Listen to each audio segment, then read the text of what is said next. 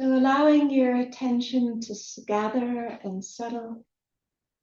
And wherever there is any tightness or tension or holding, just bring your attention to it without an agenda. Just envelop it with curiosity, with interest, with care.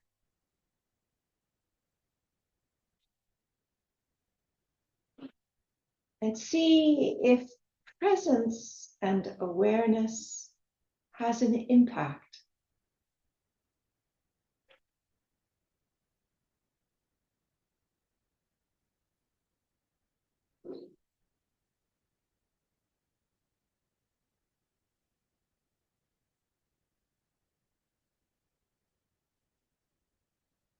So follow one part of the body that's tight or contracted or tense to another, just bringing some care, some curiosity, some kindness, and watching what happens.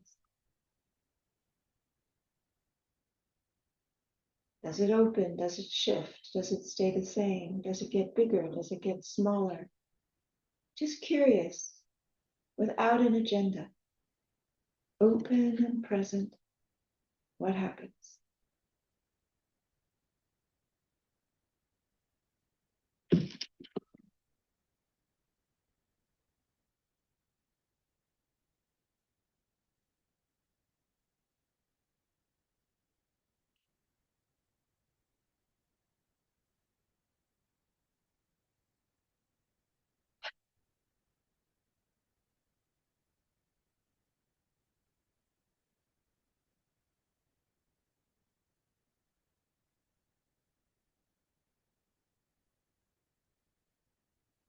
Now let your attention rest in an anchor, a place that's easeful, that's nourishing. Could be the breath, could be the contact with the body, could be the sound of silence or the sounds in the room, could be awareness itself. Whatever is familiar, restful, nourishing.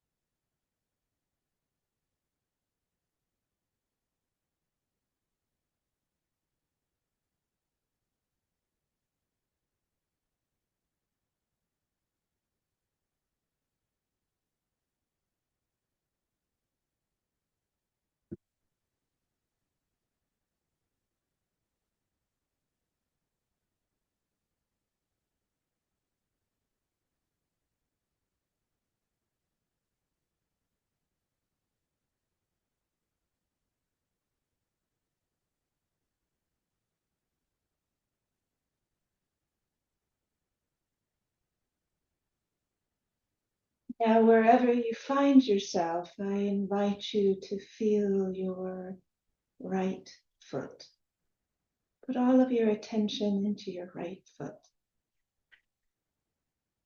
sensing and feeling your right foot.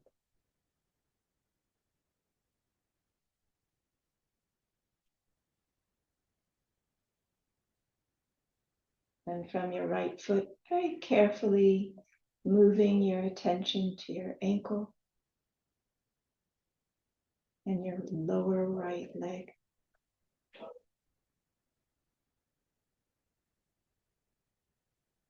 Until you get to your right knee.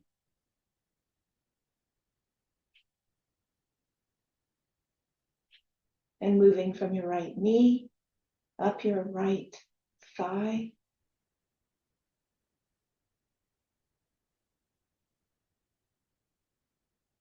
until you feel your right hip socket.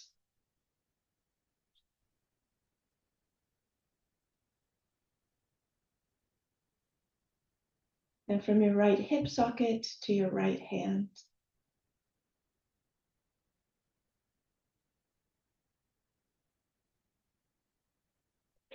And wrist. And lower arm. Until you feel your right elbow.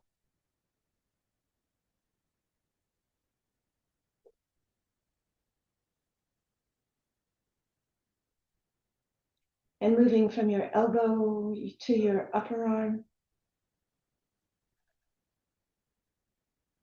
To your right shoulder socket.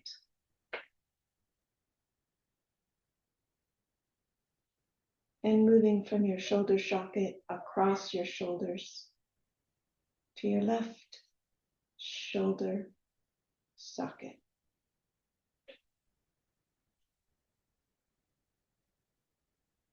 And moving down from your left shoulder socket to your left upper arm,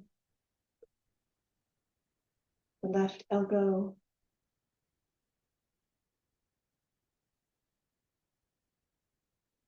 left lower arm to the wrist, to the left hand.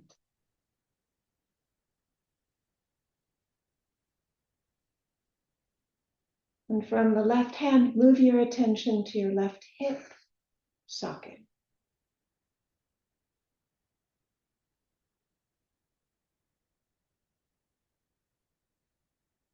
And from the hip down the left leg to the left knee.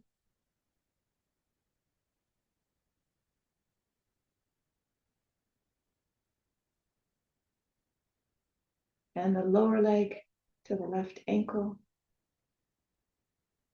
and the left foot.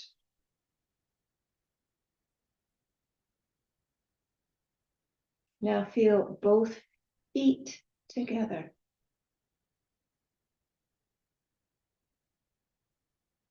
And feel both legs together.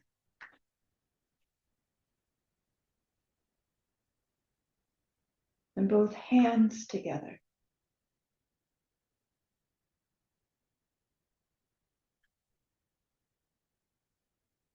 And both arms together.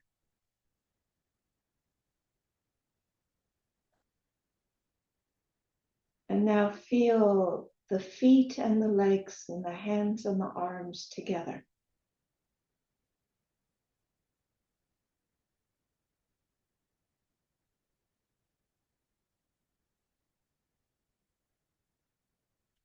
And while you are sensing your feet, your legs, your hands, and your arms, include listening, opening to the sounds in the room and outside of the room.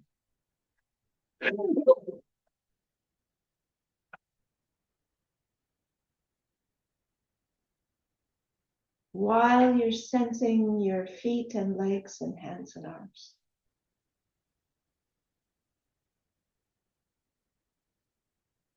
Now very, very slowly, open your eyes the tiniest fraction to allow in the first little bit of sight, just a little bit of color and shape.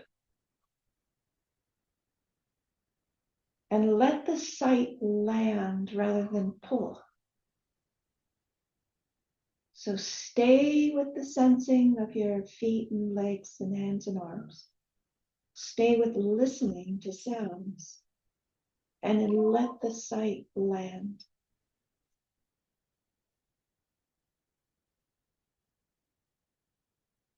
And when you have a sense that you can do that, where you can relax in your own body experience and receive sight, open your eyes a little bit more.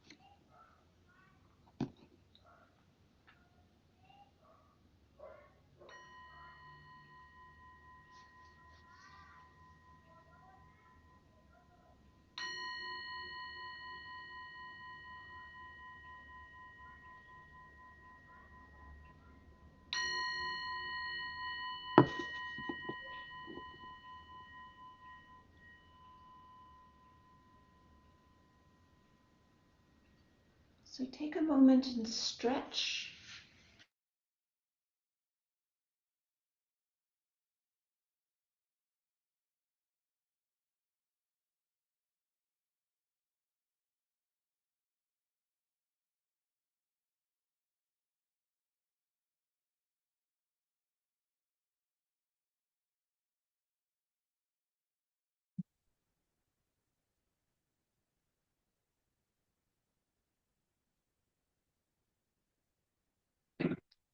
So last week we talked about capacity. Capacity is anytime something is happening, how much of this can I actually be with? And it's not fixed. It grows through repeated contact with edges. It diminishes when we haven't slept, when we're not feeling well, when there's stress that we're metabolizing, when there's grief that we're metabolizing. Tonight, I want to bring in the topic of relationship. And so, really, the question that I want us to explore is what happens when our capacity meets another person. And so, to a certain extent, we've been building capacity alone in meditation, in solitude, in our nervous system. And this capacity that we build by ourselves and the capacity in the relationship are similar, but they're not the same thing. Some of us can hold a lot in stillness, and yet the moment somebody else enters the room, something shifts. It's not a contradiction, it's information. And so relationship is not an add-on practice. It's a place where our practice gets tested. So attunement is sensing what is happening in ourselves while remaining in contact with another person. Or it's sensing what's happening with another person while remaining in contact with oneself. not merging with their experience, not losing oneself in it, present to it and present to oneself, holding both. And so in this instance, boundary is not a wall, it's the edge where two people's experience can meet without one having to disappear into the other, without one having to dominate the other. So co-regulation is what happens when two nervous systems settle in each other's presence. On the positive side, we can borrow calm and resource and joy, connection from each other. We can also borrow activation, agitation, dysregulation, overwhelm. It's not a sign of weakness. It's how we are built. And so one of the blessings of relationship is it reveals what solitary practice cannot. Patterns that say invisible alone, deference, control, disappearing, over-functioning, fear of conflict, they become visible the moment another person is present, or at least they can become visible. So we started this meditation and inquiry series with safety. That allows us to come into the room. The next session was awareness. That allows us to see. Last session was capacity. When we have capacity, it allows us to remain. And this relationship, it allows us to discover ourselves with another. So there are three relational capacities that I want to speak about tonight. Attunement. Can I sense what's happening in you without losing contact with what's happening in me? Boundary. Can I stay separate enough to remain myself and close enough to remain in contact? Attunement. Can I be with where I'm at and return to the other afterwards? So the disconnection when we come together and when we come apart is not a failure. Needing space is not a failure. Disagreeing is not disconnection. This whole process of the way we move in and out is a normal part.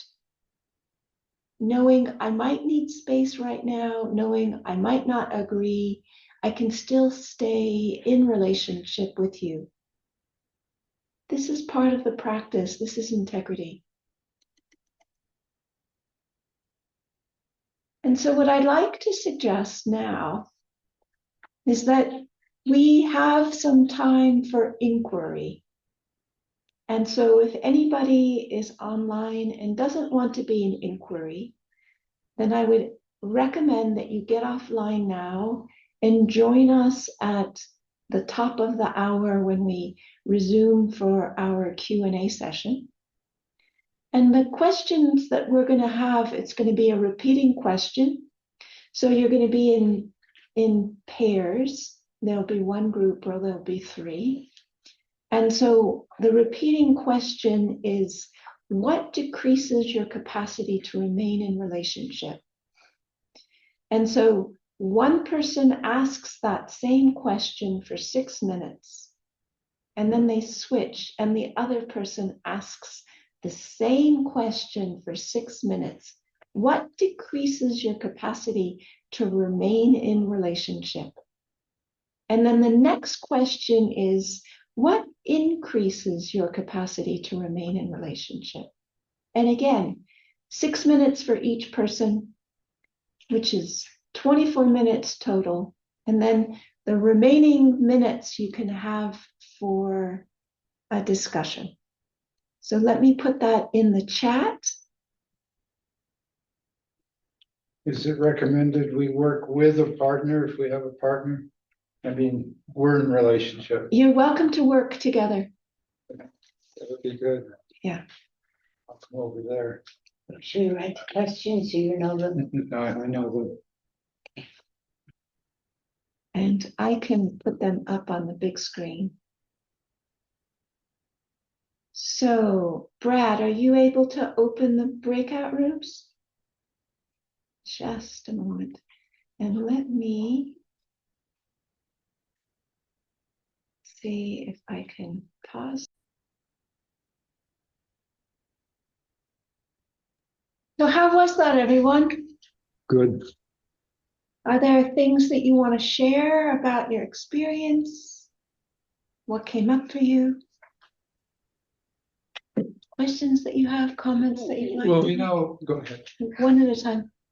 Yes, one at a time. After the exercise was over, I was telling Paul that I didn't have an interest to have a relationship with him.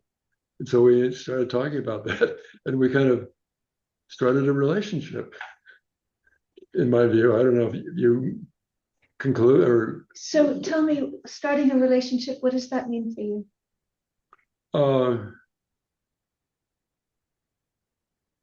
To find a reason to want to continue talking or expand knowledge about the other person and share their knowledge about me. So thank you, because one of the things that you're bringing up is something that's a really curious and very important thing about inquiry.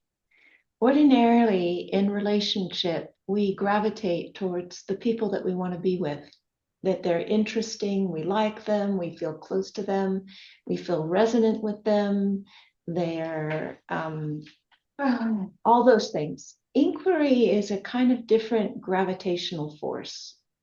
It's not that we can't like people, and it's not that we can't resonate with people, but really what it's about more than liking and resonating is that there's enough safety, enough goodwill, enough capacity to do inquiry together, which means that you can show up authentically, share what's true for you, be seen and be met. And whether there's connection or resonance or relationship outside of that, there's something about that which is incredibly powerful. And so if there is nothing that moves past inquiry, the inquiry itself is something that has such potential. It's worth safeguarding and protecting. So in the past, occasionally somebody has something to say about what somebody else says, and I pause you, because when we do that, when there's talk like that, it interrupts an individual's capacity to feel safe, that they can just say what they need to say and it can be received. So when we have an inquiry group that cultivates a culture that supports inquiry, something incredibly profound can emerge, independent about whether or not we like each other the way we like to hang out with our friends. So I am happy that you brought that up, and it pleases me that you walked it through and could see that through the process of talking about not wanting to have a relationship, there was something that shifted for you. Yeah.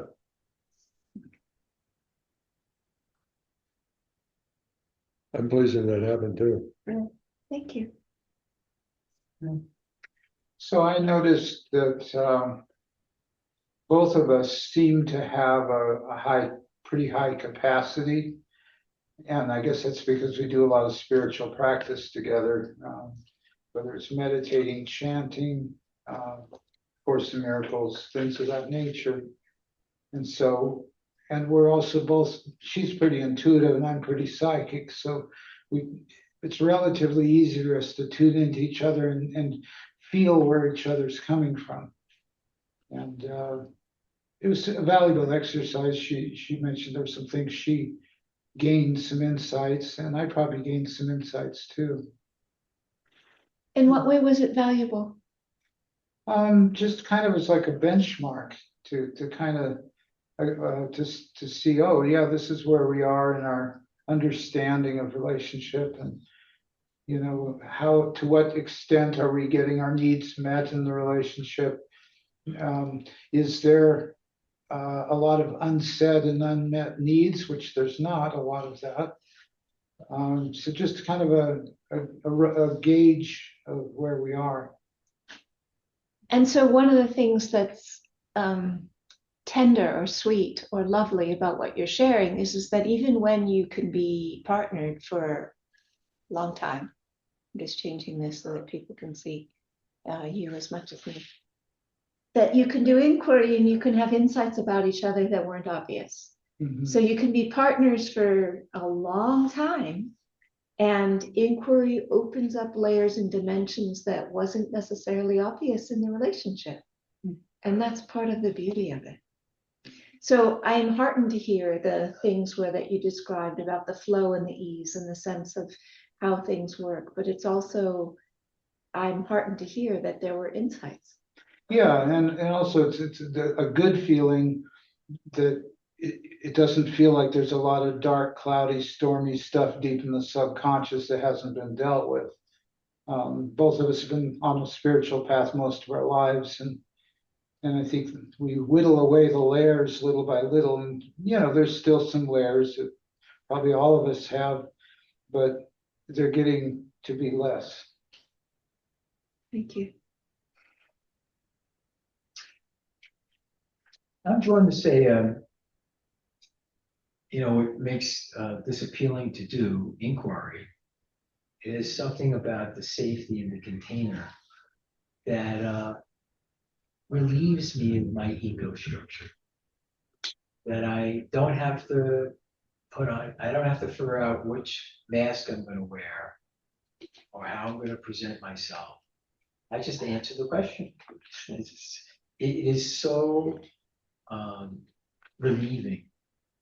You know, I always sleep well after doing inquiry because my ego mind is kind of taking a break, and now I can just rest. There's no figuring it out. Did I say it wrong, or is this person like me, or you know? So it's always you know, not knowing, you know, in the practice of not knowing and discovering. And there's something about the repeating of the question. So I feel like it goes a little deeper, it goes a little deeper. And I can't help but falling in love with being with myself, with the other. It's very, it's wonderful. I really appreciate you having this here. Thank you. So tell me what this feels like to just be, and what it feels like to fall in love with the other person. Well, it's a feeling of sweetness and love, and a feeling of freedom. You know, you feel, you know, I don't know how much different I am from other people, but my ego structure, my mind is constantly thinking, what am I going to do next? Where am I going? What's for dinner? Oh, I ate already. Oh, I'm going to come home. Yeah, it's like, enough already. It's like, so you slow down, and, you know, you feel yourself in the chair, and you just ask the question, and there's something incredibly nourishing about having all your attention on one human being and then having all their attention on you. That is just with no agenda. You know, they're not trying to get you to like them, or you know, it's not a date. This is not an interview for a job. You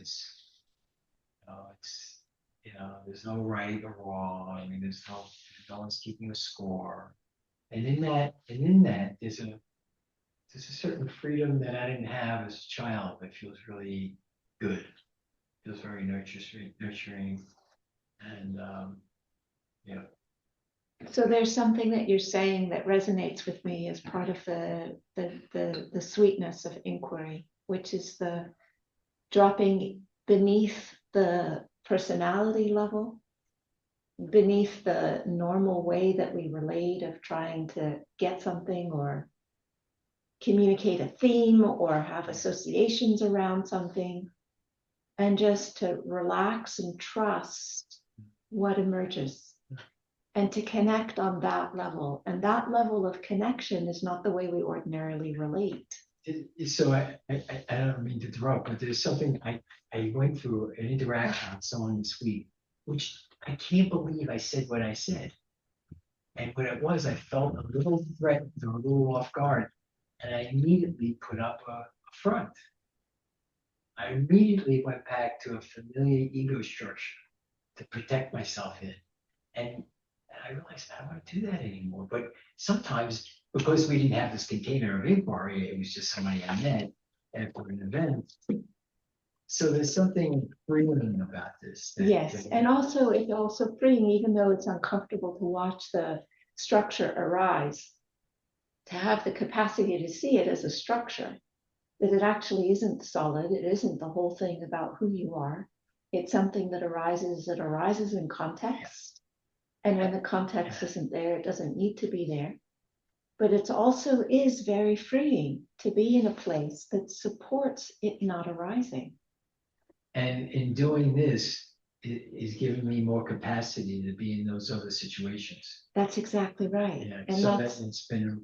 that's exactly right. And that's part of the reason why this is such a sweet practice, because it's not just the question that we're working with, it's developing the capacity to be with another person without having the same level of, you called them structures arise, that we're relating through, so that we have a glimpse of what it's like to just be present with somebody without structures.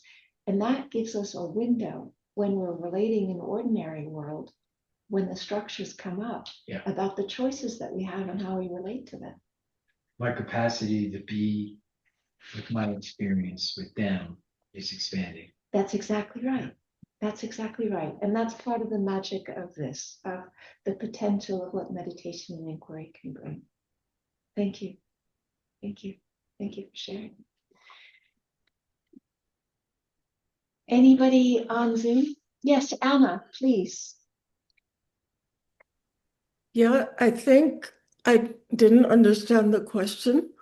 Was it about being in relationship with this person that we're doing the inquiry with at that moment, or just about in general? It's about relationship in general.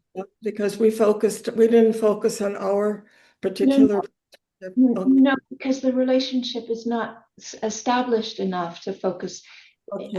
After a few years, we can do what happens in relationship. We can do dialectic inquiry between two meditation partners.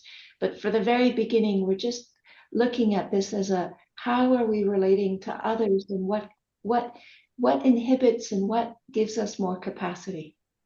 Okay, good. Then we did it right. And we both emphasized feeling safe and feeling seen. That those were kind of the basics, with variations on both of them. And so when you name that part of what supported you was feeling safe and feeling seen, what did you notice by naming that?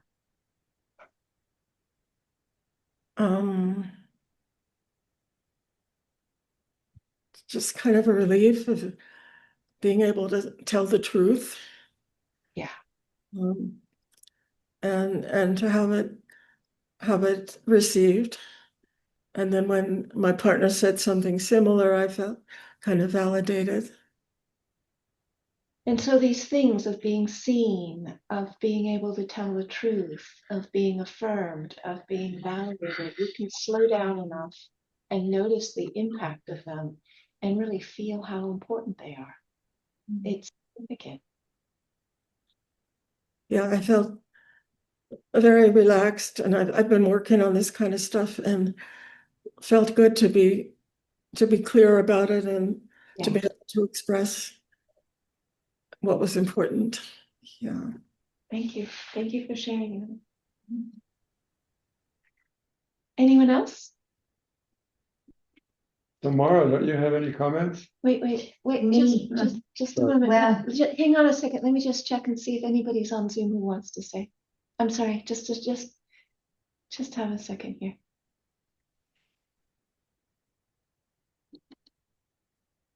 Yes, Beth. Just a quick one, that it was absolutely marvelous. It was just astonishing how, and how being with specifically the other person I was with, but maybe this happens more generally and from the reports, that being able to be as honest with myself as possible was profoundly reinforced by his attention. And that was just beautiful. That was just wonderful. So thank you, and thank him, and thank everyone. Thank you for sharing. And I think Yeah.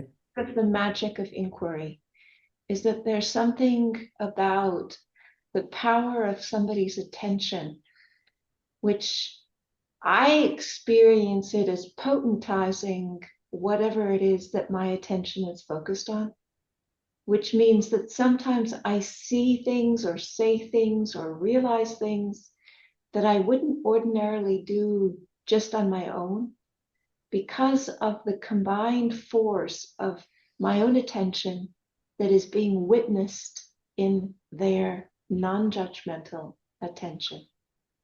And that's another reason why meditation and inquiry coming together has power in it, that meditation by itself, it has a different kind of power. But this has a power that can show things and can illuminate things that's really lovely. Yeah, thank you for sharing that. Thank you. Mara, did you have something to share? It was a really profound experience. I expressed a lot of my joys, a lot of my sorrows, and in open ground, in which it was very well heard and understood and already known, and just gave some clarity and some relief. Yeah, it was very good. Thank you. Thank you. Lovely. So I just want to mention a few things. Next week, the theme will be on identity, which is a huge theme. And who am I taking myself to be? And last week, we discovered that capacity determines how much we're aware we can be, how much we are aware of can be sustained and held. Tonight, we open up the topic of relationship and how that capacity meets another person, showing what can become possible. And then that also supports us being able to no longer be alone with our experience. And so what comes next after identity is freedom, and then the integration of all of this. So we've got a few other themes that we'll be working with, and then I'll be traveling for a bit, and we'll see how it goes. Let me just pop the donation link in the chat for people who are online.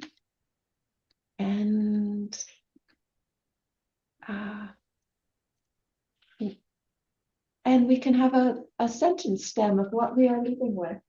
And let me start with the people here who are in the space. Anyone want to share what you're leaving with? Just a few words. It's a peaceful space. It's a safe and peaceful space. Thank you. it's comfortable, it feels homey. I feel a certain amount of spirit here. Definitely spirit. Thank you. Some freedom to be in Thank you. space. Do you have something? I feel that tonight's experience has opened up a vista, I guess I would say, of,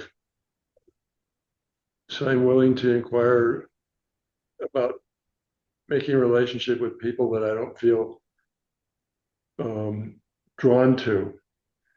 And it's like, don't always have chocolate ice cream, find out what they like and maybe, oh, aren't sure, that might be fun to try. Thank you. Thank you. And online, anyone would like to share what are you leaving with? Raise your hand, please, and I can call on you. Anna? Yeah, I appreciated the distinction you made between being alone in meditation and then being in relationship with another person. I can't quite explain what I mean, but I've never really, well, I spend a lot of time alone, and and just have to look at some more of that, how how different I am when I'm alone with myself and I'm with another person. But that distinction, you said, if you're alone in meditation and then another person comes in the room, just I need to look at that a little Yeah. more closely about what happens in me. Thank you, Anna. Thank you. Yes, Beth. But unmute. Yeah, I'm just leaving with a lot of gratitude. That's Mm. all. It's a lot. Thank you. Yeah, it is a lot.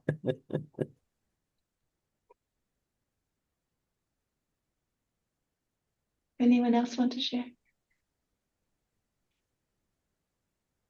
Okay, well, thank you so much for your presence and your participation and your energy. And I hope to see you all again next week. Likely, we will not send an email out. So park the Zoom link